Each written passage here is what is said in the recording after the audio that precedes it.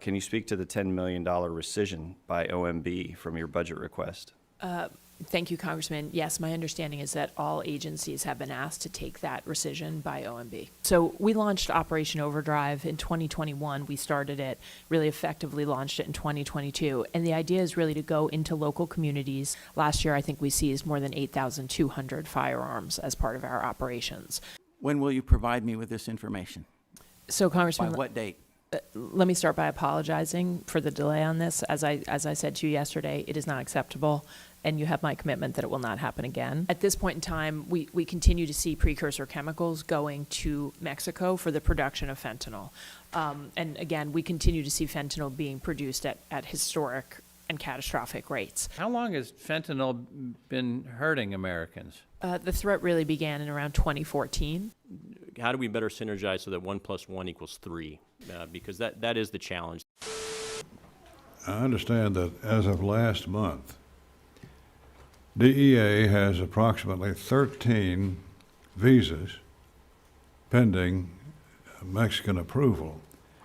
This has resulted in some DEA employees waiting 6 to 8 months for visa approval to work in Mexico.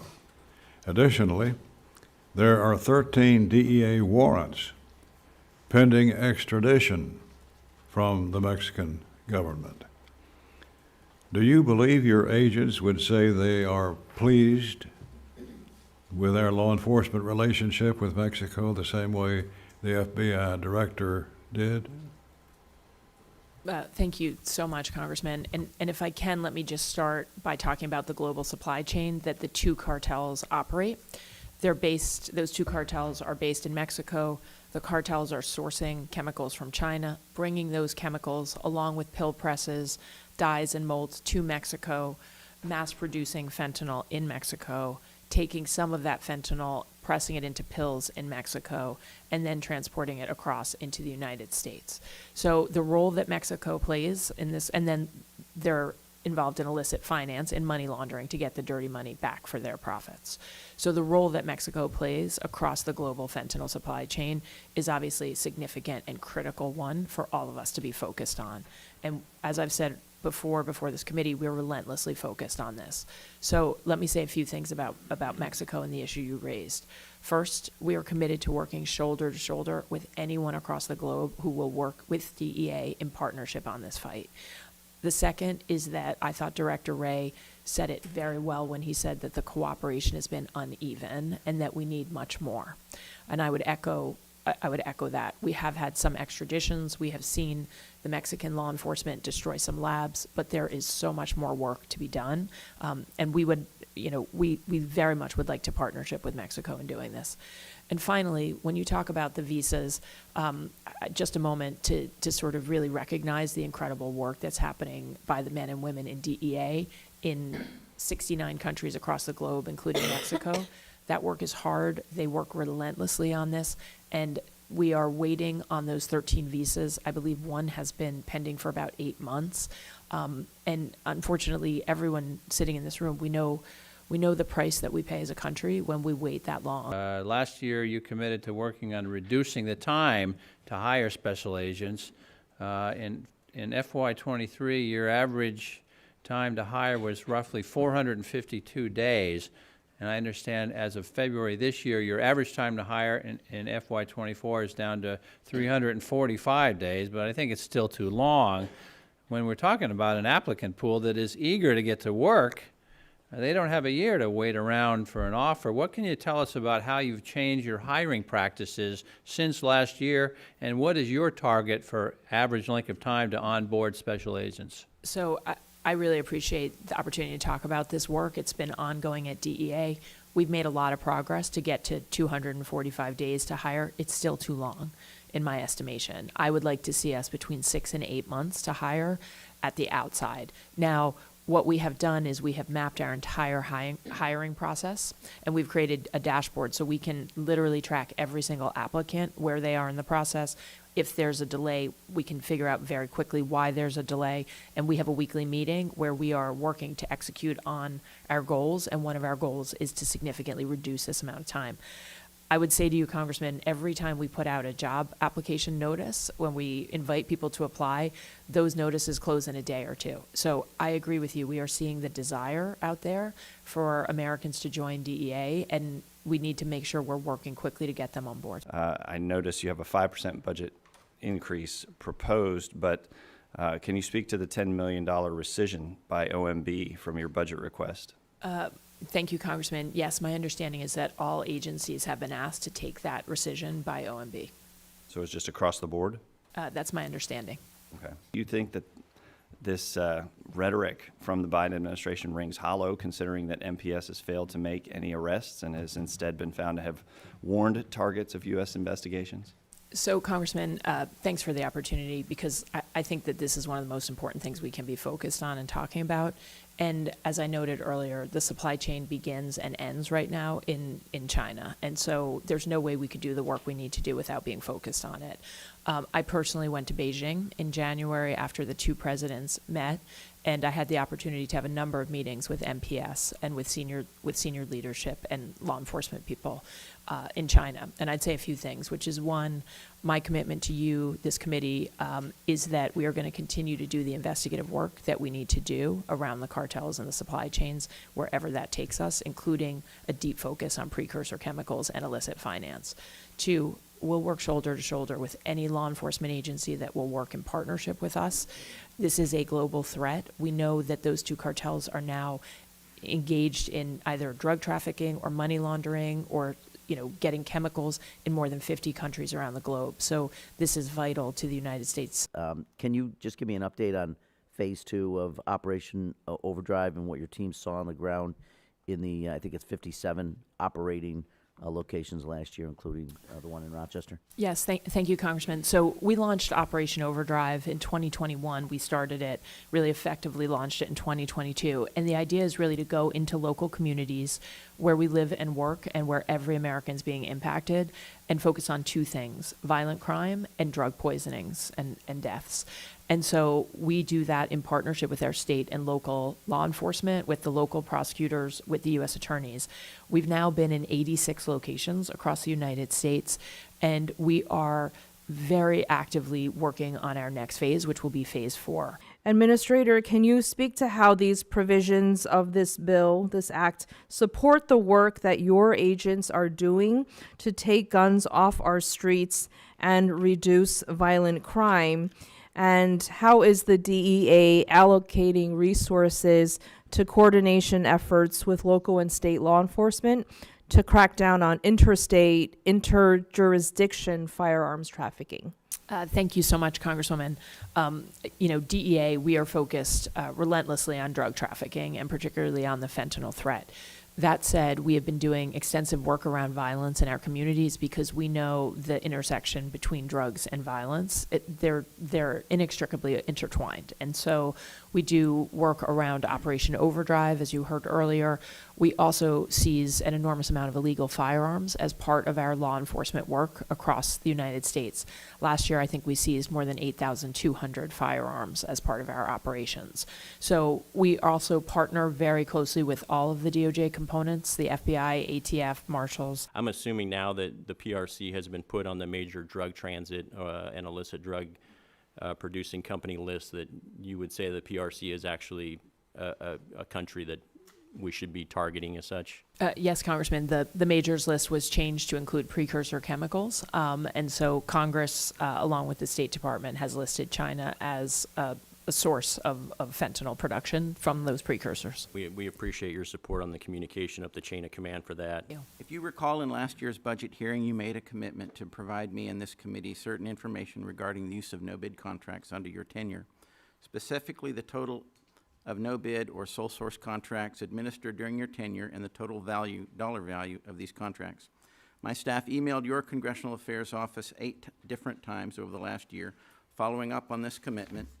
May 24th, June 8th, June 23rd, July 5th, July 14th, et cetera, And despite your staff promising that this request would be fulfilled soon, we never received a response. Now, your staff wasn't the one who made the commitment, Administrator. You made this commitment, and in this very room. Yes, sir.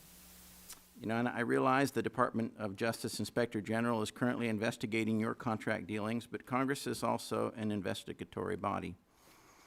You know, when I was a young Navy officer, my first active duty station was Strike Fighter Squadron 161, and I had a commanding officer, Commander Al Gorthy, and he had 3 letters, 3 words printed in our hangar bay, 3 foot high, so every solitary member of the squadron could see it. And those 3 words stuck with me my entire life, and those words were performance, not excuses. Is all I have gotten for the last year has been excuses. I believe you're one of the few agencies within the Department of Justice to actually get a budget increase last year.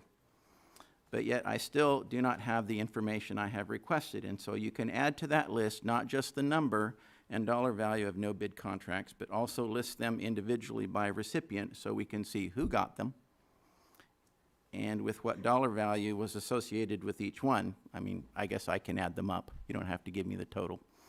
But my question to you then is, when will you provide me with this information? So By Congressman, what date?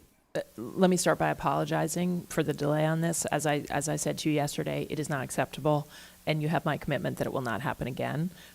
We do a weekly meeting where we track a number of things at DEA. We've been tracking letters back to members of Congress. We have not been tracking QFers until recently. We are now tracking that. So you have my solemn commitment on that. I have worked with, and again, I want to take responsibility for this.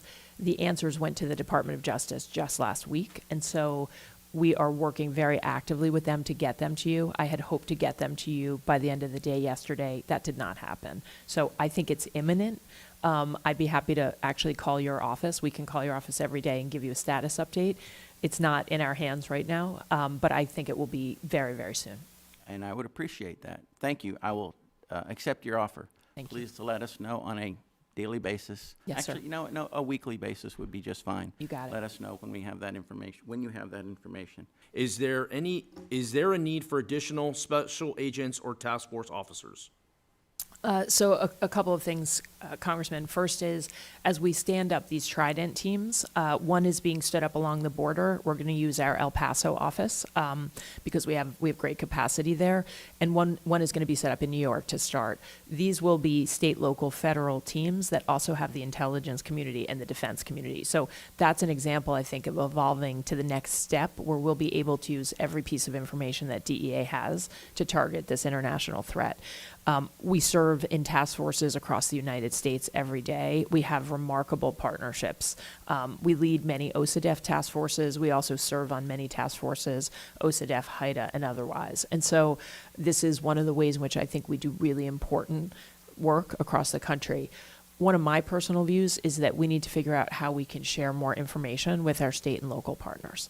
Again, I sat as a state attorney general, and I know we're talking about tens of thousands of law enforcement professionals across the United States that are on the front line every single day and are incredible partners to us and can be very effective and work with us on a daily basis with this threat. But how do we provide even more support and information on the cartels and on the threats to them to help them The DEA needs a win, and America needs a win. And I'm tired of everyone else placing the blame on the problem. We need a win, and that win starts at the local level with these task forces. Has the DEA observed any significant decrease in the amount of precursor chemicals flowing from China to Latin America? So, Congressman, at this moment in time, and we work very closely with our partners at CBP on the flow of precursor chemicals. At this point in time, we continue to see precursor chemicals going to Mexico for the production of fentanyl. And again, we continue to see fentanyl being produced at historic and catastrophic rates. What I would say to you is that DEA began our re-engagement with MPS in January of this year. We had partnered with MPS, and again, in 2019, China had scheduled finished fentanyl. So we began that re-engagement of January of this year and have had some constructive meetings. we are committed to working with any partner across the globe that we can work with to fight this threat. June 23, 2023, indictments were announced against 4 chemical companies and 8 individuals, all based in the PRC, the People's Republic of China, for knowingly providing customers in the United States and Mexico with the precursor chemicals and scientific know-how to manufacture illicit fentanyl. These indictments were the first ever charges against fentanyl precursor chemical companies. Is that correct? That was the first time? Yes, sir. Right. How long has fentanyl been hurting Americans? The threat really began in around 2014. 2014 or so, and slowly increased year upon year. How do we better synergize so that 1 + 1 = 3? Because that is the challenge. The policies are the problem. The open border policy is the source of the problem. China is the source of the precursors. But how do we get to 1 + 1 = 3 on the enforcement side? So this is a really important area of our work right now. We call it OD Justice, and a lot of the work we're doing across the U.S. is based on our What original. does that stand for, OD Justice? OD Justice. It's basically one of our operations that we now have in every single field division. A lot of that work is based on the work that the teams in LA have stood up.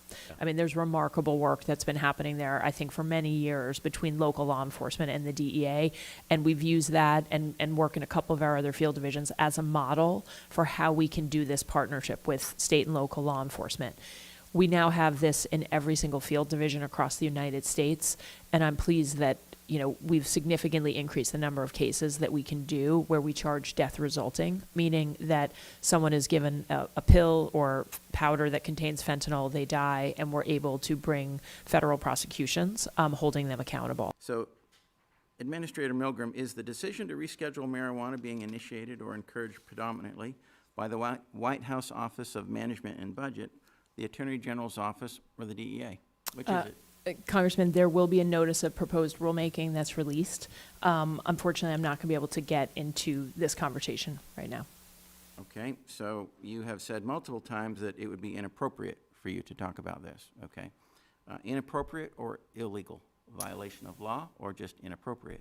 Inappropriate according to our counsel, that I should not be engaged in a conversation about it. So it's really no longer in the interests of the cartels per se to make sure that people stay alive so they can continue to feed that addiction.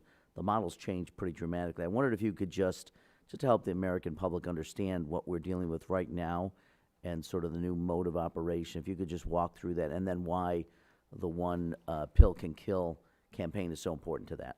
So you've just asked the question that I think we get asked more than any other, including when we go to schools. Wherever we are, people always ask the same question: why would a drug dealer kill their customer? And it's sort of the right way to think about it in the older model of drug trafficking. When I was coming up in the Manhattan DA's office, we strongly believed that drug traffickers did not kill their clients.